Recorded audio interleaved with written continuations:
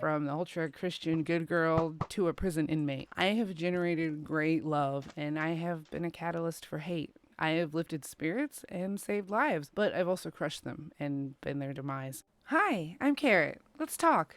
What's my purpose? What do I grab? A slippery surface, a heart attack.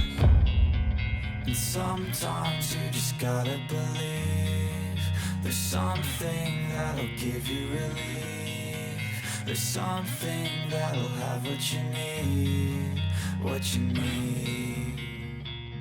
For nearly a year now, I've been sitting down every single day making YouTube short with a quote that felt appropriate for the day. Some days I based the topic off what I was going through.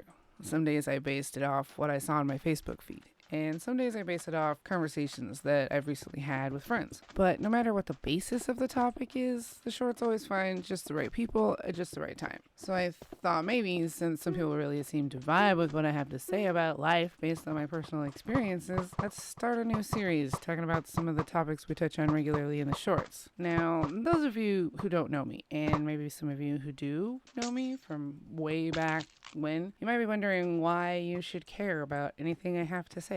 And some of y'all are probably even wondering what makes me think I know anything to tell anyone. I will be the first to inform you that maybe you shouldn't, and I definitely don't. I'm just a human with a lot of life experience that includes over 20 years of special interest study in the way people think and interact in hope of fixing myself, only to discover that the things I was trying to fix weren't even the things that needed fixing. I have lived a life of extremes, from the ultra Christian good girl to a prison inmate. I have generated great love, and I have been a catalyst for hate. I have lifted spirits and saved lives, but I've also crushed them and been their demise. In my early youth, I was really good at grabbing life by the horns and seeing how far I could wrestle it to one side or the other. I spent a good portion of my life learning every lesson I could get my hands on.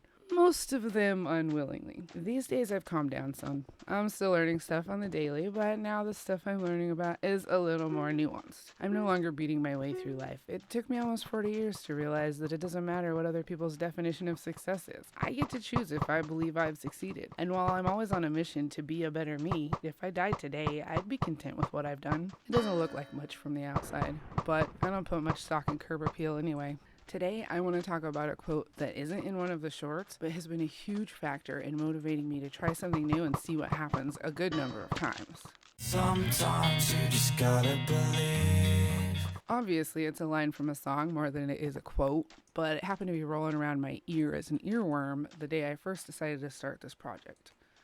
I was falling apart that day, ready to give up on YouTube, tired, burnt, and bored.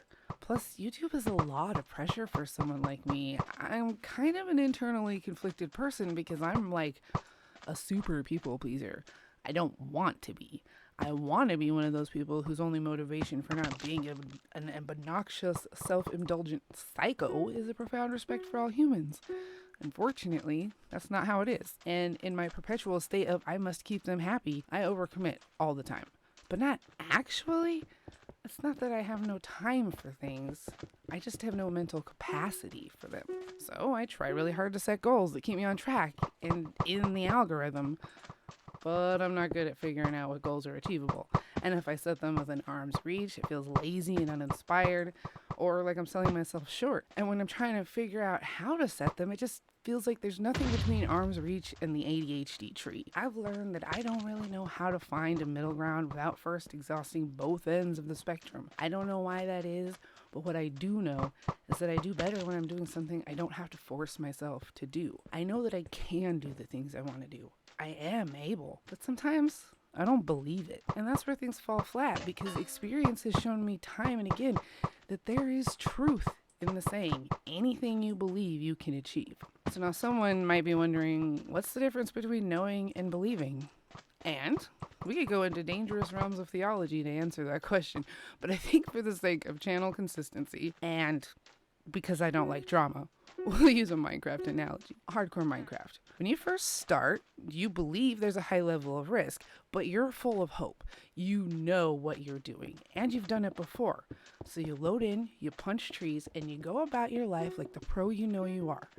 And then, as you're making a garden plot, you get blown up by a creeper on your third night, and you're staring at a game over screen in stunned silence. You know you were dead, but you don't believe it yet. In this context, it takes only seconds for the belief to kick in. The proof is right there in blinding white. Game over. Unfortunately, most things in life aren't that clear. Most things in life have all sorts of little nuances that are easy to miss if you have the perfect mindset and nearly impossible to see when you feel like your life is falling apart. This is where the work matters. This is when you're meant to insert a much needed mindfulness that can pull you up out of the deepest, darkest depths of your struggle. This is when what you believe matters most. I make a joke among my close friends about how some of our simplest problems are all in your head. It's not a joke for people who don't know me, but for those who do, they understand that by using it, I'm taking back the power those words took from me so many years ago. I'm changing what they mean. I do believe it's all in our heads, but saying that means I have a power to choose how I perceive a situation, what I believe about it, thus making me an active participant in my life. Instead of invalidating what I experience, I'm giving myself power over it. Now, do I think you can just choose to change your beliefs about something and all your problems will magically be solved? Not at all. For one, I don't think it's always as easy as just choosing not to believe something. The depth of whatever belief you seek to change is a major contributing factor. That's why cognitive dissonance is a thing. Our psychological stability, or lack thereof, is founded on what we call core beliefs. Things like murder is bad, the sky is blue, or even that the earth is a globe are core beliefs that many people share. But each of us have a whole bunch of personal core beliefs that we've garnered throughout our lives. And the deepest, hardest to conquer ones are the ones we gathered in the innocence of our youth. Abusive family members, childhood trauma, bullies, favorite teachers, friendly neighbors, best friends, exciting cousins, even early childhood pets all give us foundational core beliefs from the moment of our birth. And those are the basis on which we later found all new beliefs for the rest of our life. Except, of course, in cases where we intentionally challenge and change those beliefs by whatever means works for us. So when I woke up hating YouTube, feeling like I wanted to quit, I had to ask myself, what do I believe? Turns out, I didn't believe I was doing the thing I should be doing.